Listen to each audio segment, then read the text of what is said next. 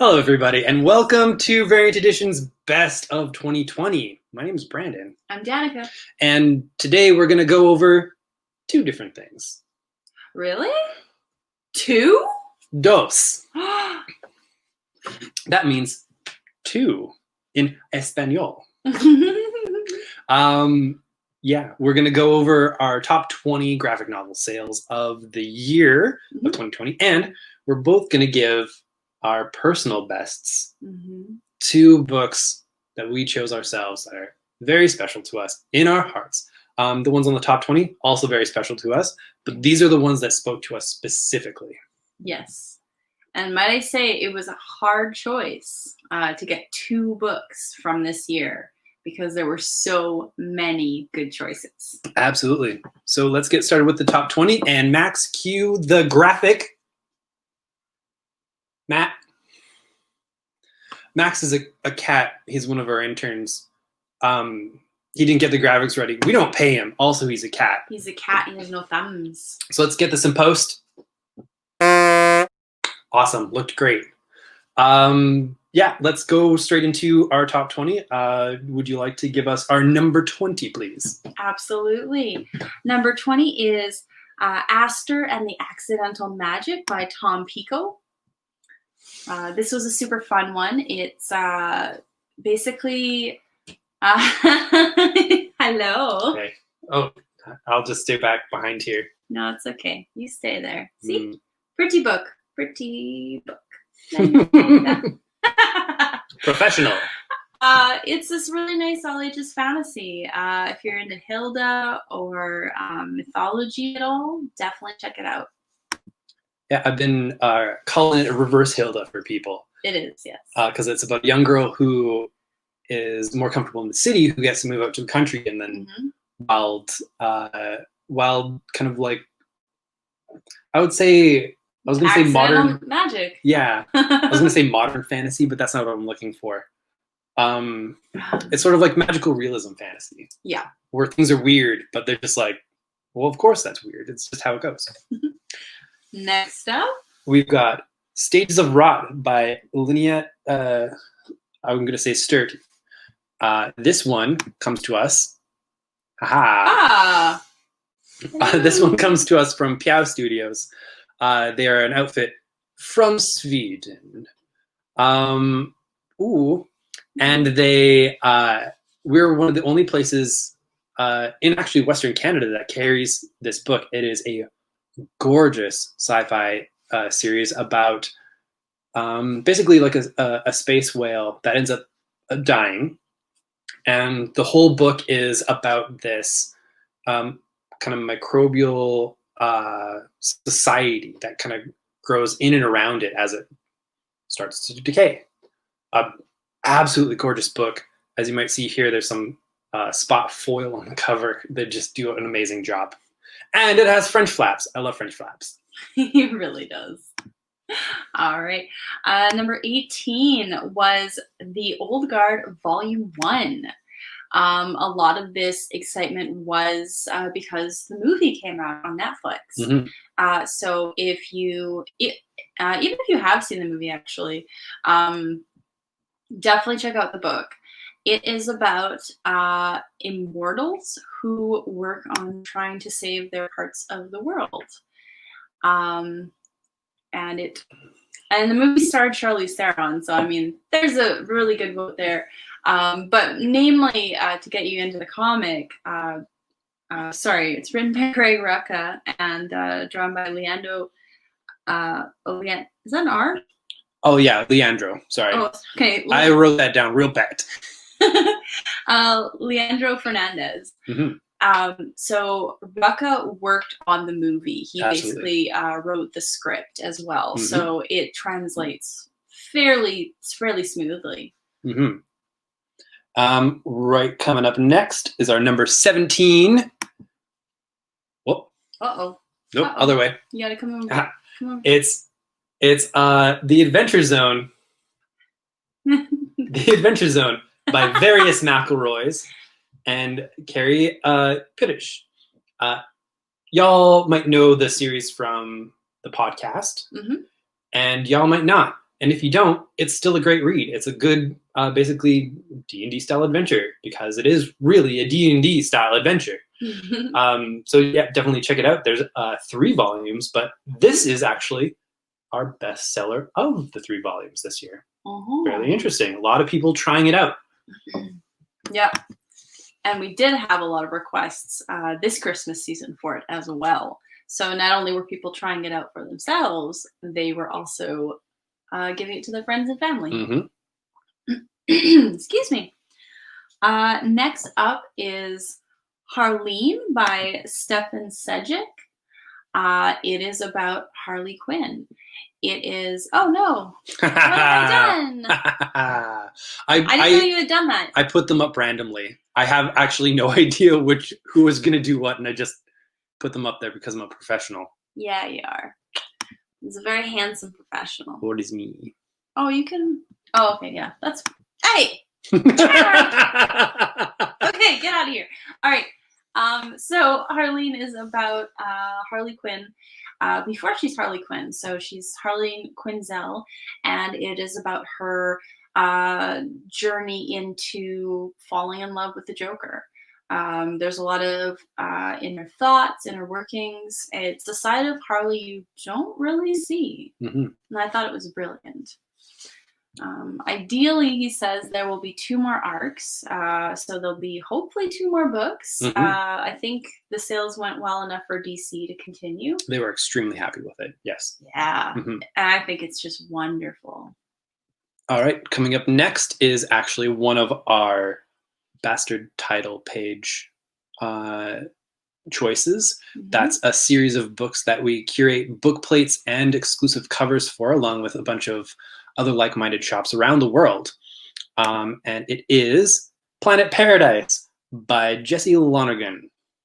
It is a beautiful sci-fi story that really plays with the form of comics. So think sort of like a lot of the paneling and symmetry of Watchmen, but done more of an indie style and a lot more exploratory about the space that it uses.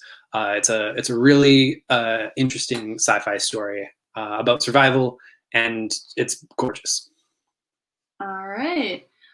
Number 14 is the Firepower Prelude. I'm so sorry. And I'll just talk behind the book, pretend I'm the book, by Robert Kirkman and Chris Samney. I actually didn't get a chance to read this because we sold out of it so quickly. Did you get a chance? Absolutely. So Firepower is, it starts off and you think like, oh, I'm reading an Iron Fist. But then it starts differentiating itself from Iron Fist in that as we kind of continue through the story, this person has a family. Their life is set, and sort of this old life is coming back into his quiet one. This first volume is a fairly long prequel to it. It came out as that and not in single issues, and then the series began in single issues. I love that they did it in this format because that prelude would have been fairly long, but it's well needed story to get you to sort of the thrust of it. And I highly recommend folks read it if they want kind of a kung fu story with family ties. Yeah, I like that. All right, can you give us our number 13? I'll have you do number 13 since I kind of took over this one. Oh, okay, yeah, no problem.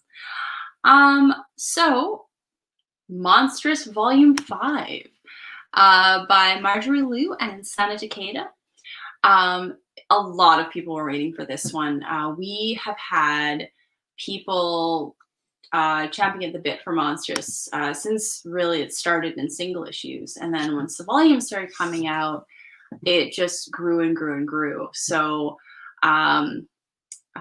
when Volume 5 came out, I had a lot of orders, a lot of excited people. They're pretty much day one. Yeah. So that was pretty cool. The series is going to start in single issues again pretty soon. So that's exciting. So anyone who's getting singles, you're going to get the story. Anyone who's doing the trades, obviously there'll be some content for you in 2021. So I know it's a volume 5, but I don't expect everyone to know it. Monsters is a matriarchal society with kind of a magic realism look to it. The art is very soft steampunk, and it's very beautiful, very intricate, and I think it's brilliant. And fun story, we're going to see that a little bit higher on the list too, another volume of Monstrous. But which one? You'll have to tune in, wait, and find out. Yeah, keep playing the video. All right, I'm going to get our number 12 going. It is Something is Killing the Children from James Tynion and Werther Dielda. Yeah, you kind of wrote up the page there. A real Werther original. I knew he was going to do that. Yeah, like the candies in your pockets. Not your pockets, maybe, but your grandparents' pockets for sure. Every old person has Werthers in their pockets. It is law. This is a fantastic horror series that is actually kind of more magical realism horror in a way. There's a small town where something is killing the children, and the solution to that is fairly murdery. Is a monster hunter. Yeah, and they're amazing. Highly, highly recommend this book. It's one of our bestsellers for a reason. They're all bestsellers in our store for a reason. Yeah. So also take all of this as an endorsement on our behalf of like, part of the reason why these sold so well is a bit of hand selling on our part too. Yeah, so we definitely put the effort and energy behind them because we have the confidence for these stories. So these aren't by accident, but they're definitely well-deserved. All right. Oh, number 11, Little Bird. Whoops. Oh no, I'm the book again. Hello. Oh, the book has arms. Look at that. Little Bird. Look at me. I'm Little Bird. Let me tell you about my contents. Oh my gosh. By Darcy Van Polgeest? I believe so. And Ian Bertram. It is a science fiction tale. Oh gosh. Sorry, it's been a little while since I've read it. Kind of futuristic where Christianity colonialism has met with some sci-fi fascism. Right, yeah. And I think one of the characters is Canadian, right? Oh yeah, it takes place in Canada. It does take place in Canada. Yeah. That was fun. And yeah, that American society is pushing into Canada to try and take it over with its ideals. And some young Indigenous characters are not having it. It is a gorgeous series. One of the reasons why this sold so well is because the wonderful, wonderful writer saw us and sent us some signed copies of the first issue, which we bundled with some hardcovers. Yeah. And a lot of people got to experience that story, and a lot of people really enjoyed that story. If any of that sounds really cool to you, I highly recommend that you get Little Bird. Oh, nice. All right. Since you got 11, technically, I'm going to get 10. Yeah, do it up. I still blocked you. I'm so sorry. And then... I don't do this deliberately. It's random. Okay, all right. So it's random that you want me to sit over here? Gross. My wife. Why? My wife. Get out of here. All right. So, Die by Kieran Gillan. What? This is nice. I like this. Hi, everybody. He's blushing. Get. You get. All right. We're going to have to edit that out. It's not happening. Die Volume 1 by Kieran Gillan and Stephanie Hans. It is about a group of kids who get sucked into a role-playing game of their own making. They come out, I think it's like 2 years later, but not all of them come back. Now our story starts about 20 odd years later. They're all adults, they all have their own lives, their own families.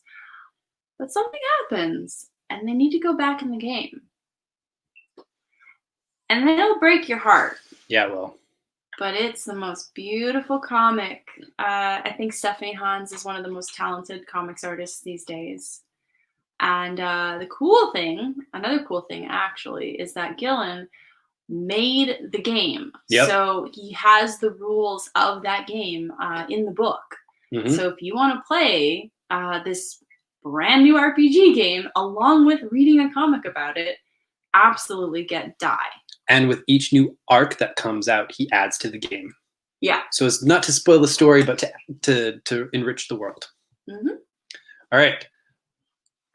Let's see where this goes. I'm feeling a groove. Yeah? Yeah? Dun, dun, dun, dun, dun. Number 9. Bum, bum, bum, bum. Do you remember when we sold all those copies of November? That's all I got. We put them in hands and sent them away. Okay, so November is a wonderful series. Our number 9 was volume 3.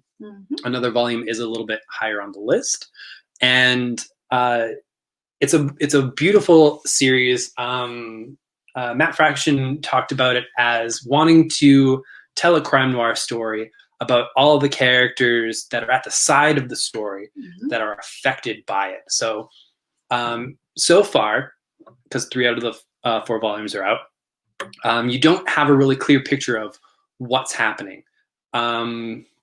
I'm relatively certain that Fraction and Elsa Chetier, the artist, know what's happening in the larger story, but they're never going to show us. They're just going to show sort of the side effects of this. It's these 3 women who get pulled into this horrible situation, and it's about seeing them essentially attempt to survive it with their own demons at play. Beautiful, beautiful series. I highly recommend folks check it out for a lot of reasons. One of them is because Fraction and Chetier, and even the colorist Matt Hollingsworth, and the letterer, whose name is escaping me. It's Kurt A. something. Oh. But Sorry. It's all hand lettered. All of the hand lettering is based off of different people. All the colors are done specifically. Everyone's trying to actually use new forms of storytelling. Super, super great. All right. Next up is number 8. And hey, do you remember number 13? Number 8 was Monstrous Volume 1. Yeah. Because that sucker will not stop selling. A lot of people always constantly trying out Monstrous. And the fact that it's 3-4 years old at this point, it's not stopping it. It's not stopping it at all. Nope, still going strong. It's so great. If you like fantasy at all, any type of fantasy, if you like dark stories, if you like stories about strong women, if you like talking cats, it's all there for you. All right, number 7 is our newest book, Reckless. This is the most recent release, but sold like gangbusters. Ed Brubaker and Sean Phillips are going direct to graphic novel now, something that they have only done in graphic novellas before. One of those is on our list as well. This one is the start of a series of a graphic novel series that has a very big Rockford Files vibe. Except the characters have a lot more problems than Rockford does. Rockford is sort of like a straight and narrow guy, and Ethan Reckless is not, my friends. His not name at all. is Reckless. Of course, he's got some problems. Poor guy. All right. Next up is 6, November Volume 2. Yeah. And I mean, we just talked about this one, so I think we might just toss it over to, I don't know, Elsa Chetier. Oh, yeah. Who sent a message to all of our viewers a while back. So we're going to pop that out for you. Ready? Are you ready? Too bad. Hi there, I'm Elsa Chartier. I'm the co-creator of November, an image series that I co-created with Matt Fraction, who I'm sure needs no introduction. I'm just checking it real quick with you guys to let you know that November Volume 3 is coming out on October 21st, and that you can still pre-order Volume 4, which is going to be the conclusion of the series, by that same date. If you've picked up the first volumes, hopefully I don't need to convince you to keep on reading, but if you're new to the series, I think it's safe to say that if you enjoy Mazzucchelli, Darwin Cook, or Eduardo Risso's work, that November is probably a series that you'll enjoy. We also wanted to thank you guys and the wonderful people at Variant Edition Comics for your support by offering everyone who gets a November Volume 3 copy a signed print. Thank you so much, and I hope you will enjoy the series. Thanks.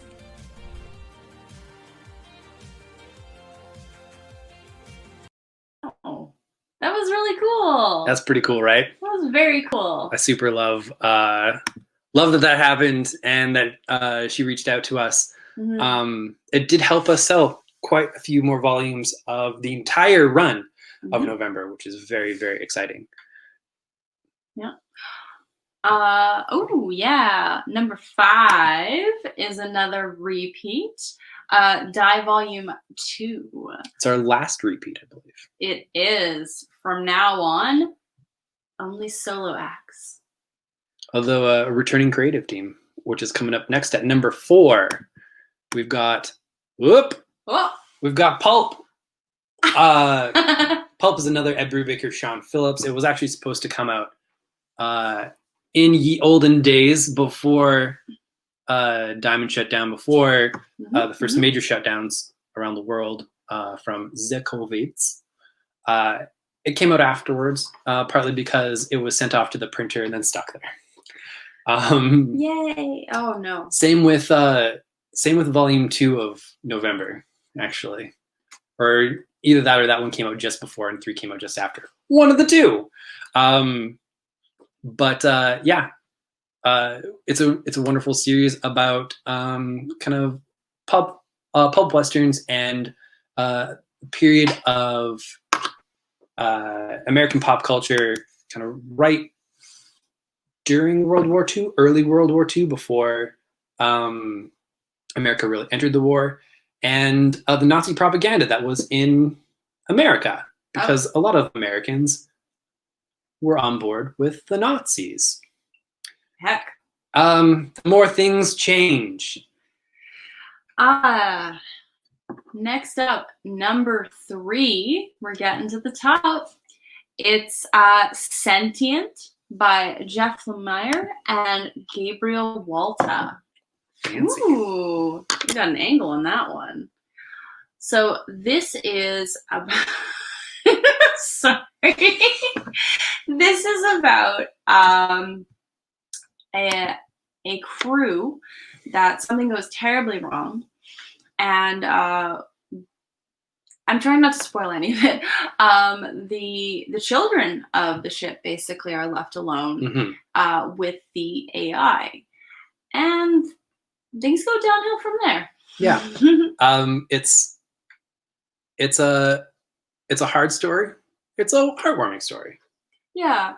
It goes through a lot of emotions, and it's only 1 volume, so it's pretty impressive. And our top 2, both of which are very special to us. They were and are part of the Bastard Title Edition line of graphic novels that we talked about. First up, at number 2, the Slaughterhouse Five graphic novel adaptation from Kurt Vonnegut, Ryan North, and Albert Montes. I just listened to a podcast about this. Really? About this book? This specific book. Nice. Yeah. Ryan North was on Off Panel. I highly recommend everyone listen to Off Panel. And they talked about this book extensively, including how he got hired and how he finished the script before Albert Montes even was on board.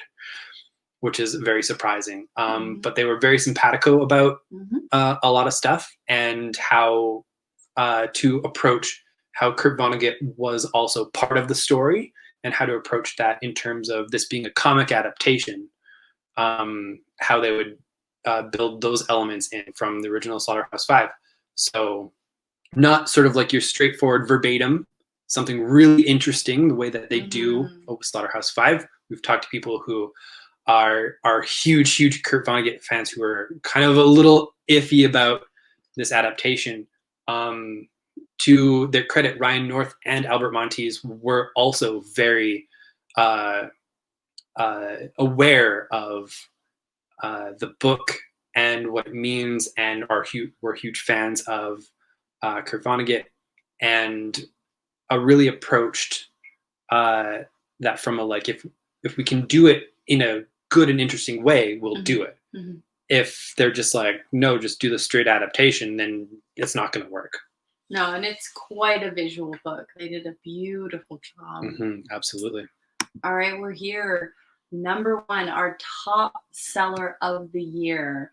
I was not surprised by this, but very happy. Number 1, Dracula motherfucker. This was our big coming out for Bastard title. We went full tilt. We had a signed book plate, this beautiful dust jacket you see here. So Dracula was written by Alex DeCampi and art by Erica Henderson. And this cover is art by Yuko Shimizu. Yeah. Clearly extremely talented. And it really gets a lot of the visual pop of this nice feminist horror story. Absolutely. Yeah. Dracula's 3 brides are in the 70s, and it's a revenge tale. Yeah, a spicy revenge tale. All right, folks, we're going to go to our personal top 2 of the year. Mine aren't in a particular order. I think mine are tied. They both scratch very different itches for me. Yeah, and mine are weirdly similar. And also both from the same bookshelf in the store. So it's the same genre, which is, it speaks to me. The first one is The Agony House, written by Sherry Priest and illustrated by Tara O'Connor. Now, this is a really cool book from Scholastic. It's kind of half and half. It's half prose, half graphic novel. And the graphic novel parts move the story forward because it's they're looking into kind of a book within a book, and each helps, each plot line helps the other. So I'm just going to do a little bit of read just so people can get a sense of this. Absolutely. Denise Barber has just moved back to New Orleans with her mom and stepdad. They left in the wake of Hurricane Katrina and have finally returned, wagering the last of their family's money on fixing up an old, rundown house and converting it to a bed and breakfast. Nothing seems to work in the place, which doesn't seem too weird to Denise. The unexplained noises are a little more out of the ordinary, but again, nothing too unusual. But when floors collapse, deadly objects rain down, and she hears creepy voices, it's clear to Denise that something more sinister lurks hidden there. Answers may lie in an old comic book Denise finds concealed in the abandoned attic. Ooh, I love comic books. I know. The lost final project of a famous artist who disappeared in the 1950s. Denise isn't budging from her new home, so she must unravel the mystery on the pages and off them if she and her family are to survive. Ooh. I like that. Oh, it was a fantastic read. All right, I'm gonna go with my more pretentious one first, because I feel like ending on the pretentious one is pretentious. Though would be very fitting for this book. This year, the complete works of Fanta Pukowski came out. As you might tell, as some people might know, the design work of the cover is even a weird reference to Penguin Classics. They used to do the design work like this, including the little ribbon. Fanta Bukowski is a book by Noah Van Sciver about a older creative type who thinks himself quite literary and misunderstood. But really, he is just kind of insufferable. And it's this beautiful mix of self-reflection and pretension and all of it that both kind of celebrates weird pretension, but also is just like, it could be extremely toxic and terrible, and really keys in on that while making you laugh at just sort of how real and how sad it is. I super recommend this for anybody who's amused by even the cover design, by the fact that his name is Fanta Pokowski, because it's not his real name. That's a name he chose, and that should tell you a lot about this human. And yes, I highly recommend it. It made me cringe laugh. My next pick is Camp Spirit by Axel Lenoir. And she is actually a French-Canadian comic artist. So this is a translation. This was originally in French. Nice. And it's about two women in the 90s at a summer camp. It's got a mix of